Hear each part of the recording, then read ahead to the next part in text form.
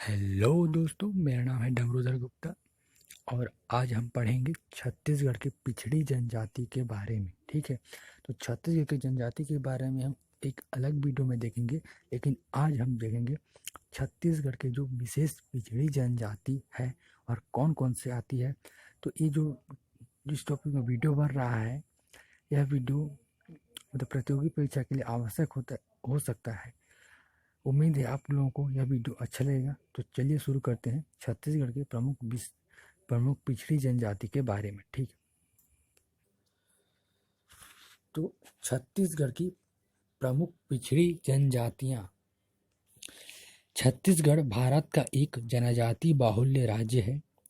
यहाँ 42 प्रकार की जनजाति पाई जाती हैं, जो 161 उप समूह में विभाजित हैं। तो छत्तीसगढ़ की अधिकांश जनजाति प्रोटो ऑस्ट्रेलाइड प्रकार की हैं। छत्तीसगढ़ में बस्तर को जनजातियों का भूमि कहा जाता है। तो आज हम देखेंगे छत्तीसगढ़ के प्रमुख पिछड़ी जनजाति के बारे में।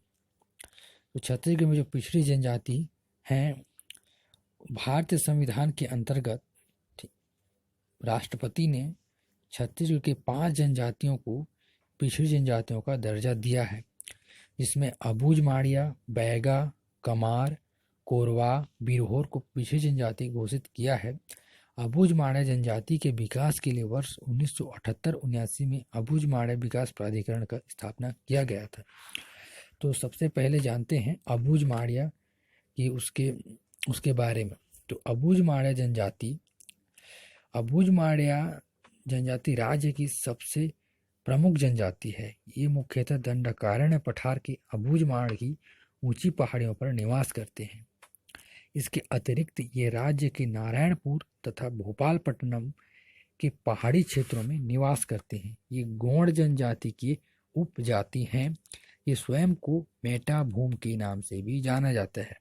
तो ये चीज़ इम्पोर्टेंट है, जो अबूझ माड़िया लोग स्वयं को मेटा भूम कहते हैं और इन्हें मेटा भूम के नाम से भी जाना जाता है। दूसरा है इनका रहन सहन। अबूझ माड़िया जनजाति का घर बांस, लकड़ी एवं मिट्टी से बना हुआ होता है, जिसके चारों ओर एक बाड़ होती है। इस बाड़ में मुख्यतः इस सब्जी की खेती करते हैं। चलिए इनका देख लेते हैं सामाजिक व्यवस्था। अबूझ माड़िया जनजाति की सामाजिक व्यवस्था पितृ सत्तात्मक तथा पितृ स्थानीय होता है। ये अनेक गोत्रों में बटे होते हैं। प्रत्येक गोत्र का अपना एक टोटम होता है। टोटम मुख्य रूप से जनजातियों के धार्मिक विश्वास से संबंधित कुछ प्रतीक चिन्ह होते हैं। विवाह में युवक युवती की इच्छा का इसमें इस जनजाति में विशेष महत्व रहता है। तो अबूझ माड़िया जनजाति की जो धार्मिक और सांस्कृतिक जीवन में ये प्रमुख देवी भूमि माता को मानते हैं। इनके सामाजिक संगठन धर्म, ओझा आदि के निर्देश से संचालित होते हैं। ये अपराध को पाप मानते हैं। ये ककसार त्योहार मनाते हैं तथा इनमें ककसार नृत्य प्रचलित है। तो अबूझ माड़िया जनजाति में ककसार नृत्य प्रचलित है। इनका अर्थव्यवस्था के बारे में बात करते हैं। अबूझ माड़िया जनजाति स्थानांतरित कृषि करते हैं, जिसे पेद्दा कहा जाता है। कृषि के अतिरिक्त वनोपज संग्रह व शिकार का भी कार्य ये करते हैं। अब दूसरा जो पिछड़ी जनजाति है वो बैगा है। तो बैगा जनजाति मैकल पर्वत श्रेणी, कवर्धा, राजनांदगांव, मुंगेली, बिलासपुर में इस जनजाति का निवास पाया जाता है। बैगा जनजाति का रहन सहन ये घने जंगलों तथा दुर्गम क्षेत्रों में बांस और मिट्टी के मकानों में रहते हैं। बैगा का सुबह का भोजन बासी, दोपहर का भोजन पेज एवं रात्रि का भोजन बियारी कहलाता है। इनका मुख्य पेय पदार्थ ताड़ी है। कपची बैगा महिलाओं द्वारा ग्रहण किया जाने वाला प्रमुख वस्त्र है। बैगा महिलाओं द्वारा धारण किए जाने वाले प्रमुख आभूषण का नाम गोदना है। गोदना को ये लोग प्रकृति द्वारा प्रदत्त एक आभूषण मानते हैं, जो इनके अनुसार कभी नष्ट नहीं होता है। इनकी सामाजिक व्यवस्था बैगा परिवार पितृ सत्तात्मक तथा पितृ स्थानीय होते हैं। इनके समाज में स्त्रियों को विशेष सम्मान दिया जाता है। इनमें गोत्र अंतर्विवाद भी प्रचलित है। इनमें केवल देवर से विधवा विवाह मान्य है। स्त्री पुरुष का एक साथ तिनका तोड़ना इनके जनजाति में तलाक का सूचक माना जाता है। इनकी अर्थव्यवस्था प्रकृति पर निर्भर होते हैं। ये वनों से शहद, फल, फूल, औषधियाँ एकत्रित करते हैं। समाज सामान्यतः ही स्थानांतरित कृषि करते हैं, जिसे बेवार कहा जाता है। तो इनका धार्मिक एवं सांस्कृतिक जीवन कैसा होता है? बैगा जनजाति का शाब्दिक अर्थ होता है पुरोहित। इनके प्रमुख देवता हैं बूढ़ा देव हैं, जो साल वृक्ष पर निवास करते हैं। ये भूमि की रक्षा हेतु ठाकुर देव तथा बीमारियों की रक्षा हेतु दूल्हा देव की पूजा करते हैं। ये मृतकों को दफनाते हैं, परंतु विशिष्ट व्यक्तियों का दाह संस्कार करते हैं। इनका प्रमुख नृत्य कर्मा है। इसके साथ ही ये बिलमा, परधौनी एवं फाग गीत भी गाते हैं। अब तीसरा पिछड़ी जनजाति है के बारे में देखते हैं। तीसरी पिछड़ी जनजाति है कमार। कमार जनजाति भिंद्रानवागढ़, गरियाबंद, राजिम, मैनपुर, देवभोग, धमतरी में पाई जाती है। ये लोग मुख्यतः संपूर्ण बस्ती से अलग नदी के समीप घर बनाकर रहते हैं। ये रायपुर संभाग क्षेत्र की विशेष पिछड़ी जनजाति है। पहाड़ी पर रहने वाले कमार पहाड़ पटिया तथा मैदान में रहने वाले बंधरजिया कहलाते हैं। इनका रहन सहन का स्तर देखा जाए तो ये जंगलों में नदी के तट पर रहते हैं। इनके घर बांस, लकड़ी, घास तथा मिट्टी के बने होते हैं। इनका मुख्य भोजन दाल, चावल व साग है। कमार स्त्री पुरुष दोनों ही शराब का सेवन करते हैं।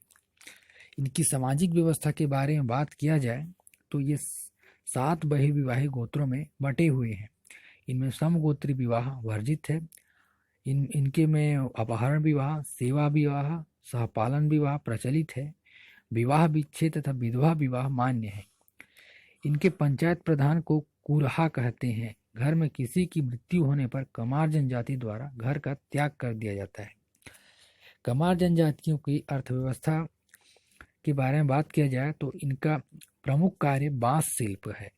ये आर्थिक रूप से पिछड़े हुए हैं और झूम कृषि, पशुपालन एवं शिकार इनकी जीविका के साधन हैं। इनकी कृषि पद्धति को दहिया कहा जाता है। सर्वाधिक गोदवाने वाली जनजाति कमार जनजाति ही है। इनके धार्मिक एवं सांस्कृतिक जीवन की बात की जाए तो ये जातिगत विश्वासों में बंधे होते हैं। बैगा इनके पुरोहित होते हैं। ठाकुर देव, महादेव, दूल्हा देव इनके प्रमुख देवता हैं। ये मंदिर वाद्य पर गेड़ी नृत्य करते हैं। इनमें नृत्य के दौरान साज सज्जा का प्रचलन नहीं है। हरेली व नवाखाई इनके प्रमुख त्योहार हैं। अब है चौथा पिछड़ी जनजाति। इनमें है कोरवा। कोरवा ये जनजाति कोल जनजाति की एक शाखा है। ये सूरजपुर, बलरामपुर, जसपुर, सरगुजा, कोरिया तथा रायगढ़ जिलों में निवास करते हैं। पहाड़ी कोरवा तथा दिहाड़ी कोरवा इनकी 2 प्रजातियां हैं।